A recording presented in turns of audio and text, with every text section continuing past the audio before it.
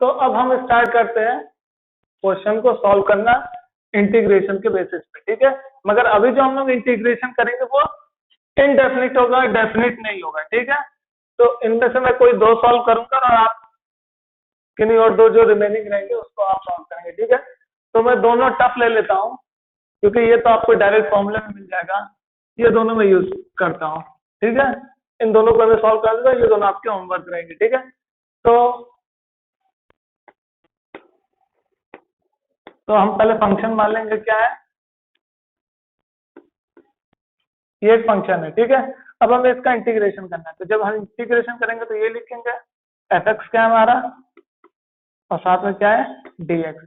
अब इसको क्या करेंगे, पहले हम ऊपर लेके जाएंगे क्योंकि हमें मालूम है कि क्या फॉर्मूला क्या है, x की पावर n dx का फॉर्मूला क्या होता है, x n + 1 n + 1 + 6, ठीक यही होता है। तो हम क्या करेंगे, पहले इसको ऊपर लेके जाएंगे, तो जब ऊपर लेके जाएंगे तो ये पावर ऊपर जाती है तो क्या हो जाएगी, नेगेटिव साइन के साथ हो जाएगी, तो क्या होगा x की पावर -5 dx। अब देखिए यहाँ पे n क्या है -5, तो बस फॉर्मूला लगा दीजिए x -5 + 1 अपॉन -5 + 1 + 3, ठीक है। तो अब देखिए -5 + 1 क्या हो जाएगा, x की पावर -4 और ये -4 + 3, ये आपका क्या हो गया, आंसर हो गया।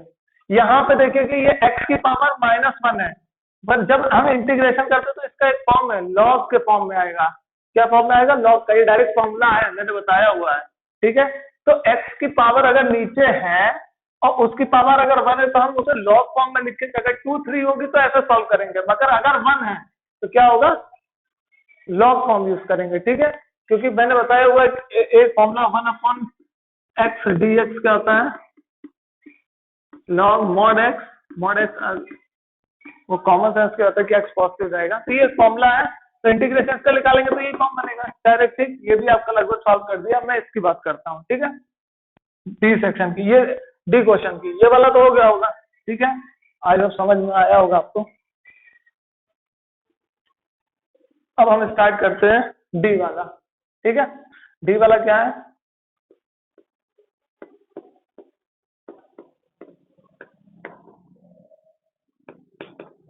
ठीक, इसमें भी वही काम करना है, ऊपर लेके जाइए इसे। तो क्या कर सकते हैं हम, जब ऊपर लेके जाते तो 1/7 हो जाता है, ठीक है। अब इंटीग्रेशन कर देते हैं,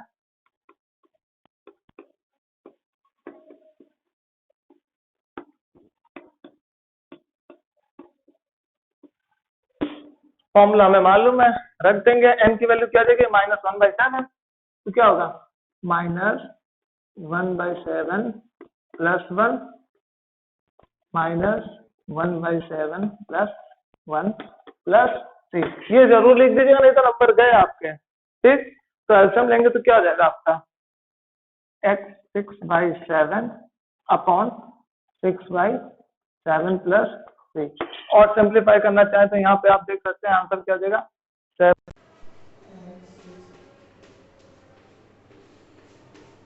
ठीक है, तो ये आपका आंसर हो जाएगा। तो अब हम लोग ने सिंपल वे देख लिया, एक आपके लिए होमवर्क हो गया, 3 मैंने सॉल्व करा दिए हैं। अब देखिए कंपोजिट फंक्शन की बात करते हैं। डिफरेंशिएशन मैंने आपको कंपोजिट फंक्शन के बारे में पहले ही डिस्कस कर दिया, एक बार मैं और एक्सप्लेन कर देता हूं आपको कि जैसे साइन एक्स एक जनरल फॉर्म है, अगर मैं साइन एक्स की जगह कुछ मैं ax + b कर दूंगा तो ये क्या हो जाएगा, कंपोजिट फंक्शन हो जाएगा, कंपोजिट फंक्शन, क्योंकि x जो था वो जनरल फॉर्म था, x की जगह मैंने कोई एक और फंक्शन क्या कर दिया, उसमें रिप्लेस कर दिया। तो जब मैं एक फंक्शन और रिप्लेस कर दूं तो वो फंक्शन जो बनेगा वो क्या होता है, कंपोजिट फंक्शन होता है। ये मैंने डिफरेंशिएशन में बता चुका हूं, फिर से एक्सप्लेन कर दिया, मैं कंपोजिट फंक्शन की डेफिनेशन बार बार नहीं लिख पा रहा हूँ, ठीक है। सीधा क्वेश्चन पे आते हैं। तो देखिए यहाँ इंग्लिश में बहुत सी चीजें लिखी हुई है, मगर समझ में आ जाए तो अच्छी बात है, नहीं तो जब सॉल्व करेंगे तब आपको समझ में आएगा एग्जैक्टली करते क्या। तो देखिए करना क्या है कि जो हमें फंक्शन मालूम है कि भैया ये कंपोजिट फंक्शन किस लिए, क्योंकि यहाँ पे साइन की जगह कुछ आ गया फंक्शन, तो ये जो फंक्शन आ गया है इसको हम टी सपोज करेंगे। क्या सपोज करेंगे, टी सपोज करेंगे। अगर मैंने इसे टी सपोज कर लिया और ये क्या है, एक्स है, तो इस dx को भी हमें t में क्या करना पड़ेगा, कन्वर्ट। क्यों? क्योंकि हम लोगों को मालूम है कि जब भी हम इंटीग्रेशन करते हैं तो जो फंक्शन रहेगा, जो फंक्शन की डिपेंडेंसी रहेगी उसी डिपेंडेंसी में चेंज होगा। यहाँ पे अगर मैं t कर दूंगा तो ये x है, तो x और t सेम थोड़ी ना है। तो इसके लिए हम क्या करेंगे, अगर ये t है तो इसको भी क्या करना पड़ेगा, हमें t में कन्वर्ट करना पड़ेगा। ठीक है, तो चलिए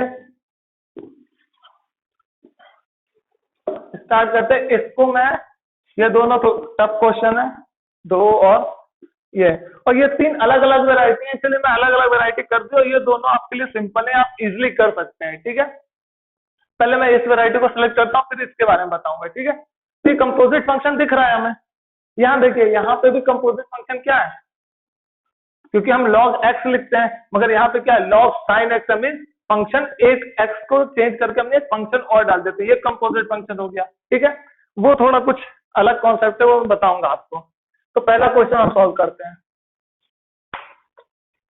तो हमारे पास जो इंटीग्रेशन है वो क्या है, sin ax plus b dx।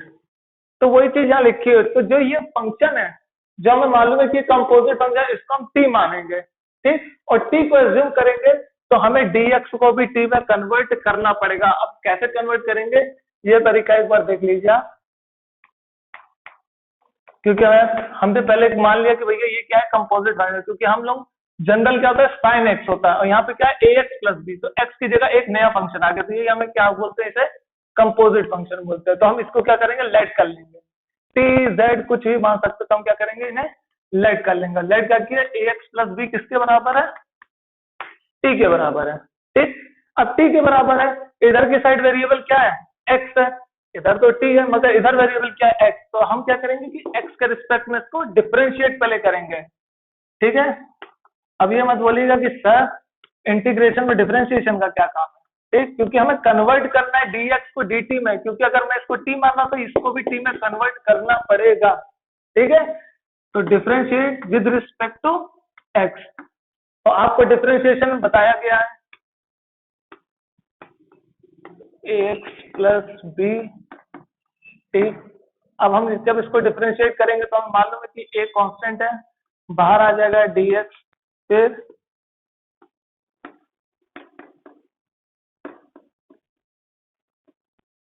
Differentiate with respect to x on both side, दोनों तरफ करना है। ठीक है, ठीक, तो अब देखिए dx का तो हमें मालूम है 1 हो जाएगा, तो a इंटू 1, कॉन्स्टेंट का डिफरेंशिएशन हमेशा क्या होता है, 0। ठीक, और dtx को dtx ये भी लिखते हैं। ठीक है, अब देखिए यहाँ पर, तो a इंटू 1 तो 1 हो जाएगा, तो हम ये लिख सकते हैं a is equal to dt upon dx। तो अगर मैं dx की वैल्यू बताना चाहूँ तो क्या होगा, dx इधर जाएगा, a इधर आ जाएगा, dt अपॉन a। तो अब देखिए ये जो dx है, हमने क्या बोला था कि अगर मैं इसको t मानता हूं तो dx को भी dt में कन्वर्ट करना पड़ेगा। यहाँ देखिए dx इसमें कन्वर्ट हो गया dt में, मगर साथ में क्या है, a का डिवीजन है। तो इस dx को हम क्या करेंगे, यहाँ पुट कर देंगे और इसकी जगह t पुट कर देंगे। अब सॉल्व करेंगे और हमें इजिली आंसर मिल जाएगा। ठीक है, अब देखिए कैसे सॉल्व करना है इसको। तो जब हमने इसको पुट कर दिया तो देखिए अब ये फंक्शन क्या बन गया है, ये फंक्शन बन गया है, हमने इसको t माना, अब dx की जगह हम क्या लिखेंगे, dt बाई a। हमें मालूम है कांस्टेंट बाहर हो जाता है, तो 1 by a integration sine t dt। ठीक है, अब देखिए साइन t का इंटीग्रेशन फॉर्मूले से आपको मालूम है कितना होता है, माइनस कॉस t। ठीक, माइनस कॉस t और प्लस क्या होगा, c। जब हमने ये सारा क्वेश्चन सॉल्व कर लिया हो गया, पर हमने सपोज क्या किया था, t, मगर हमारा इंटीग्रेशन जब x फॉर्म में है तो हमें t को भी क्या करना पड़ेगा, x फॉर्म में कन्वर्ट करना पड़ेगा। और हमने t को यहाँ क्या सपोज किया हुआ है, ax प्लस b, तो t की जगह हम क्या लिख देंगे, ax प्लस b, तो cos ax plus b plus c, तो ये क्या हो गया, आपका आंसर हो गया। ठीक है, तो इतना काम करना है, कंपोजिट फंक्शन को t मानना है, फिर टी मान के डिफरेंशिएट करना है, डिफरेंशिएट करके उस फंक्शन को dx को हमें dt फॉर्म में निकाला, तो हम dx की वैल्यू निकालेंगे डिफरेंशिएट करके ऐसे। जब dx निकाल लेंगे तो हम dx यहाँ पुट करेंगे, जिसको हमने सपोज किया उसको t पुट करेंगे, तो हमें ये मिलेगा।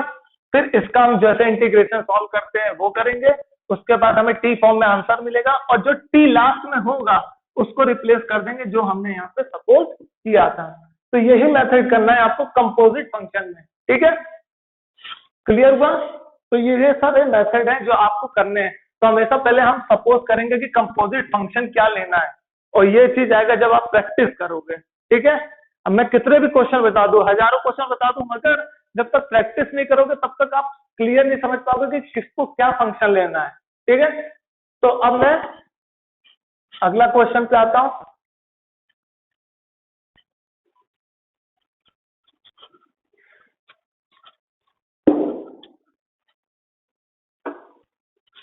फर्स्ट क्वेश्चन हो गया तो मैं इसको मिटा देता हूं। अब बात करते हैं सेकंड क्वेश्चन की। अब देखिए सेकंड क्वेश्चन को देखते हैं।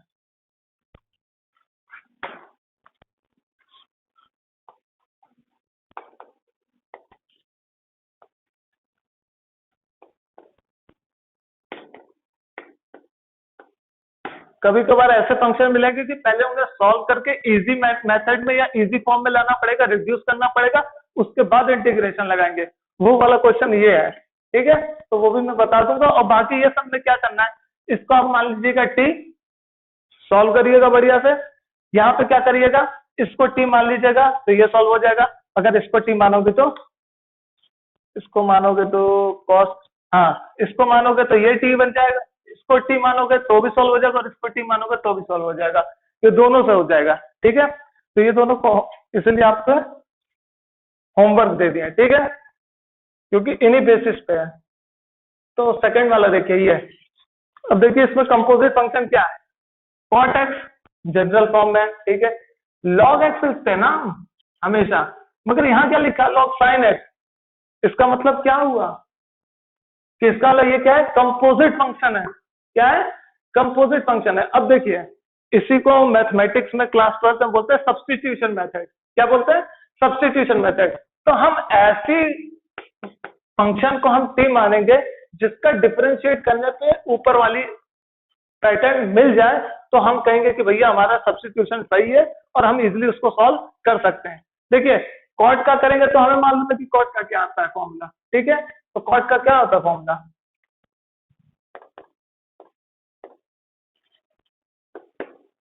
कॉट का फॉर्मूला होता है लॉग साइन एक्स प्लस सी। तो आपको मालूम है कि ये तो मिल नहीं रहा हमें, प्लस साथ में सी भी आ रहा है, ठीक है। तो कॉट को लेना दिक्कत भरा हो सकता है आपके लिए, ठीक। और फिर मैंने दूसरी चीज क्या बोली कि जब कॉट जनरल फॉर्म में, तो हम उसको सपोज करने का मतलब ही नहीं रखते हैं। हम क्या करेंगे, हम कंपोजिट फंक्शन को ही लेके चलेंगे, ठीक है, क्योंकि ये कंपोजिट फंक्शन है तो हम इसको ही टी मान के चलेंगे और सॉल्व करेंगे। इसलिए मैंने पहले ही बता दिया कि कंपोजिट फंक्शन का कैसे इंटीग्रेशन होना है। तो जो कंपोजिट फंक्शन होगा उसी को हम क्या बोलेंगे, टी, ठीक है। तो अब इसका सोल्यूशन क्या होगा, हमें मालूम पड़ गया कि भैया ये कंपोजिट फंक्शन है, तो इसी को क्या बोल दो, टी बोल दो। तो क्या करेंगे, let T is equal to क्या है, लॉग साइन एक्स, ठीक। अब मैं क्या करूंगा, इसका differentiation on both side with respect to x. जैसे मैंने विद रिस्पेक्ट टू एक्स किया तो क्या हुआ, D T by D x क्या हो जाएगा,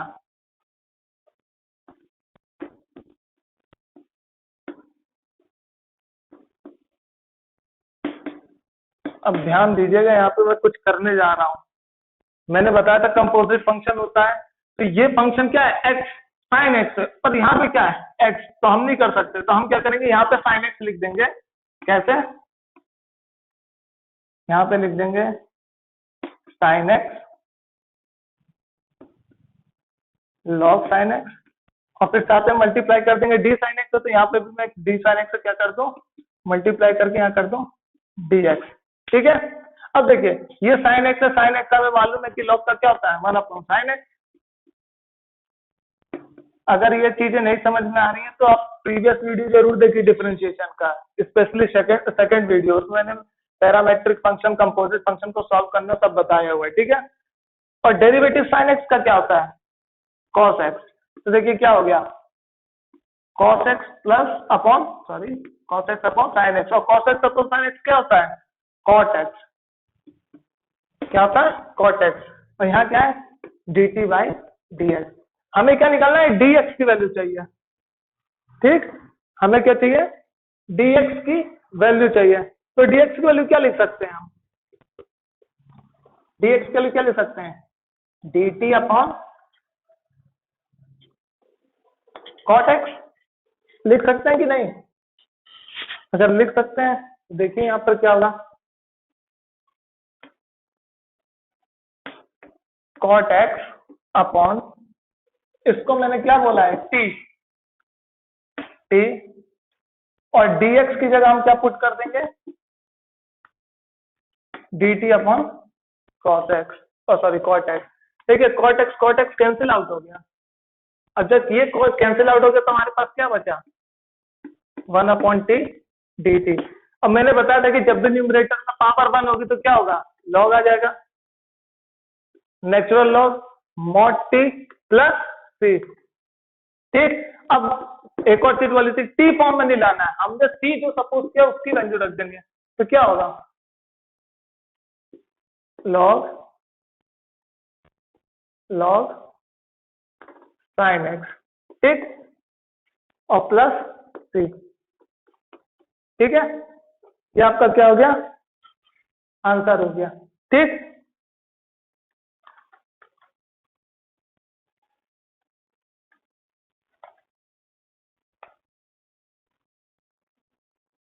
चलिए ये तो आपका क्लियर हो गया होगा आई थिंक। ठीक, 2 बार लॉग हुआ है आंसर। ठीक, तो आपको मालूम पड़ गया कैसे करना है। हमेशा x की वैल्यू dx, अगर मैं फंक्शन t पुट कर रहा हूं तो इसको भी t पुट करना है।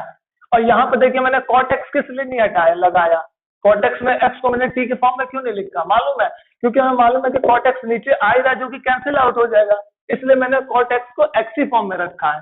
ठीक है, अगर नहीं होता तो फिर मैं यहाँ से निकालता, यहाँ से कैसे निकालता है, x की वैल्यू, t की वैल्यू x के फॉर्म में। देखिए लॉग को मैं इधर लेके जाता तो क्या बनता है, क्योंकि नेचुरल लॉग है, लॉग जब इधर आता है तो e की पावर बनता है, तो क्या होता है, e की power t is equal to sine x, और x की वैल्यू क्या होती, साइन इनवर्स e की पावर t। तो इतना काम झाम करने की जरूरत नहीं थी, हम लोगों को इजी वे में सॉल्व करना है। क्या करना है, इजी वे में मैथमेटिक्स को सॉल्व करना है। तो इसलिए मैंने ये ना करके मैंने ये देखा कि भैया कॉट एक्स नीचे आ रहा है और न्यूमरेटर में है ये कॉट एक्स, तो वो दोनों एक दूसरे को क्या कर देगा, कैंसिल आउट कर देगा। ठीक है,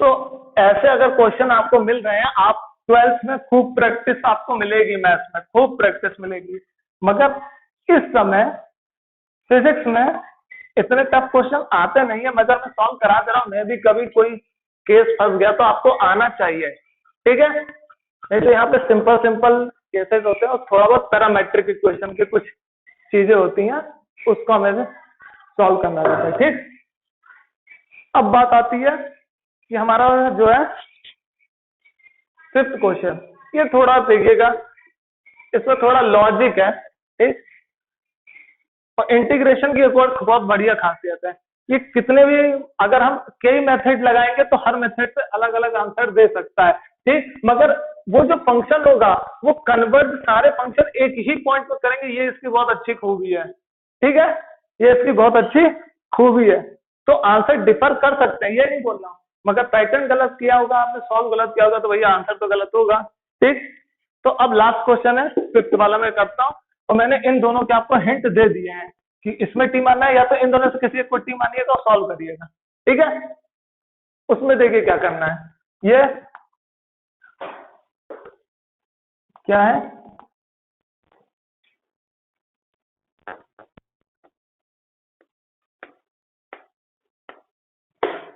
अब ये क्वेश्चन है। ठीक, इसमें थोड़ी सी ट्रिग्नोमेट्री की ट्रिक है। ठीक, तो इसे ट्रिकी क्वेश्चन भी कह सकते हो, मगर आपको थोड़ा बहुत आइडिया होना चाहिए, और बुक्स में बहुत से क्वेश्चन दिए रहते हैं, देखिएगा, प्रदीप, दिनेश, एसएल अरोरा, ठीक। और उसके अलावा सीरीज पब्लिकेशन, एनसीईआरटी में तो बहुत रेयर केसेस में अगर इनके होंगे तो होंगे, नहीं तो 12th में आपको एकदम दमदार तरीके से पढ़ाया जाएगा ये सब चीजें, ठीक है।